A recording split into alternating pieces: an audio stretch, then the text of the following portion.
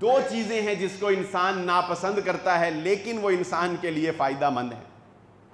دو چیزیں ہیں جو انسان نہیں چاہتا ان کو اپنانا اور ان سے دور بھاگتا ہے، لیکن وہ دونوں چیزیں انسان کے لیے فائدہ مند ہیں. پہلی چیز کیا ہے؟ رسول اللہ صلی اللہ علیہ وسلم نے فرمایا پہلی چیز موت ہے. انسان مرنا نہیں چاہتا لیکن موت انسان کو غموں سے، موت انسان کو فتنوں سے، آزمائشوں سے، تکلیفوں سے، محتاجی سے بچاتی ہے. موت مومن کے لیے ایک نعمت ہے، لیکن بندہ دنیا سے جب محبت کرتا ہے بندہ مرنا نہیں چاہتا ہے. اور دوسری چیز، اللہ کے نبی صلی اللہ علیہ وسلم نے فرمایا انسان مال کی کمی کو پسند نہیں کرتا.